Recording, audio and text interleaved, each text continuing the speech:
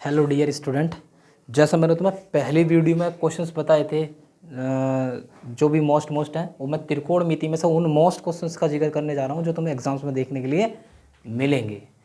अब देखिएगा, next question पर मैं बढ़ता हूँ। मेरी आपने अगर पहली वीडियो नहीं देखी तो उसे ज़रूर देख लेगा, आपको तभी ये प्रश्न समझ पाएगा, क्योंकि उस प्रश्न में इस प्रश्न में से संबंधित जितने भी कॉन्सेप्ट थे मैंने पहली ही वीडियो में विद सूत्र के साथ बता दिए, एक्सप्लेन कर दिए।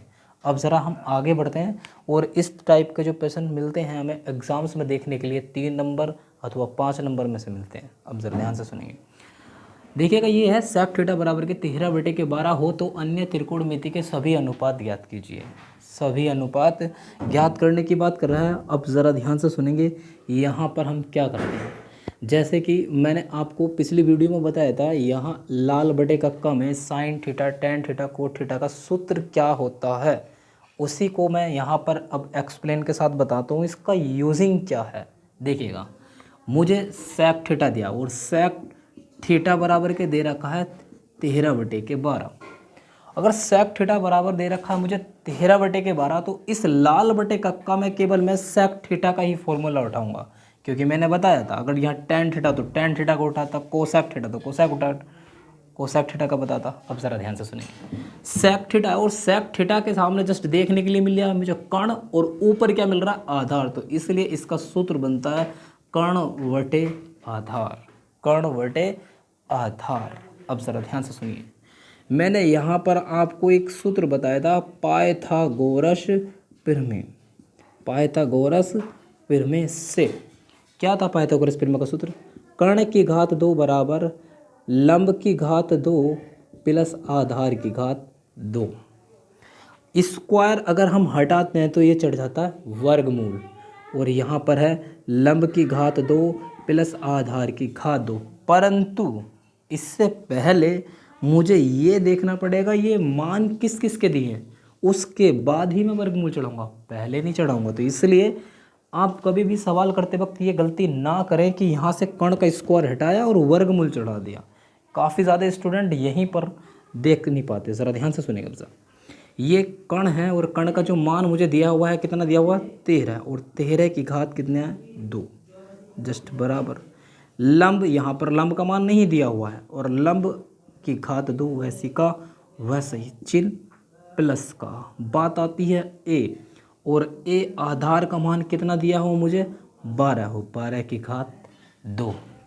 अब यहाँ पर मैं 13 का स्क्वायर करता हूँ तो कितना प्राप्त होता है मुझे, 169, और लंब की घात 2 प्लस 12 का वर्ग करता हूँ तो कितना होता है, 144।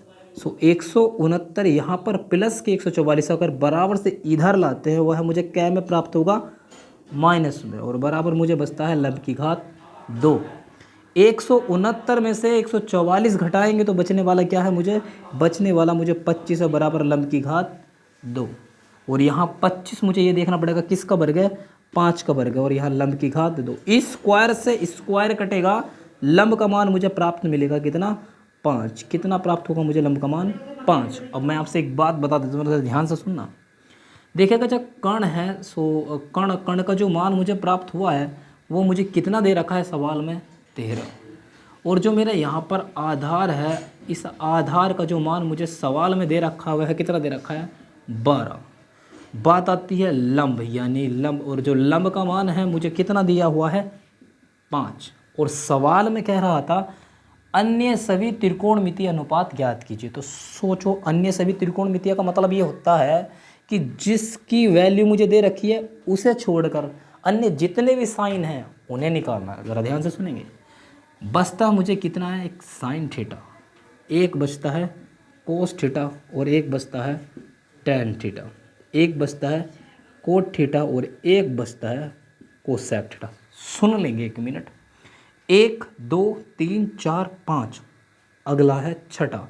तो केवल त्रिकोणमिति में हमें 6 साइन पढ़ने के लिए मिलते हैं, एक sine theta, cos theta, tan theta, cot theta, cosec theta और सेक थीटा। तो सवाल में बोला था अन्य सभी त्रिकोणमितीय अनुपात ज्ञात कीजिए, तो ऑलरेडी से ही मुझे सेक थीटा का मान दिया हुआ था, जो शेष के मान नहीं दिए थे हम इसके अकॉर्डिंग निकालेंगे।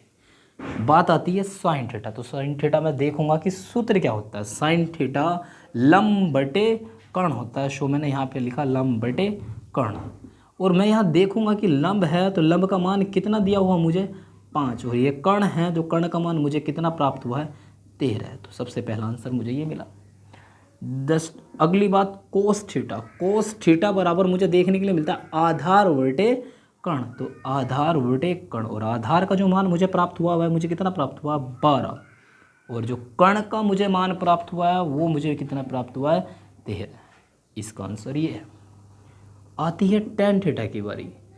टेन थीटा लंब बटे आधार, तो यहाँ मैंने लिखा लंब बटे आधार, और लंब जो है वो लंब का मान मुझे कितना प्राप्त हुआ है 5। सो आधार का मुझे कितना मान दिया हुआ था 12। एक आंसर इसका ये प्राप्त हुआ।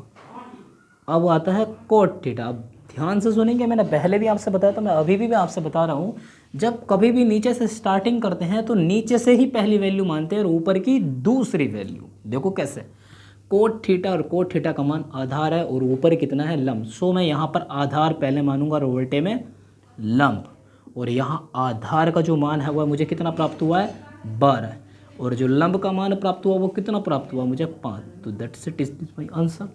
नेक्स्ट जब अगली बात आती है कोसेक थीटा, और कोसेक थीटा है मुझे ये। अब सेक थीटा की क्यों नहीं आई, क्योंकि सेक थीटा का मान मुझे दिया हुआ था।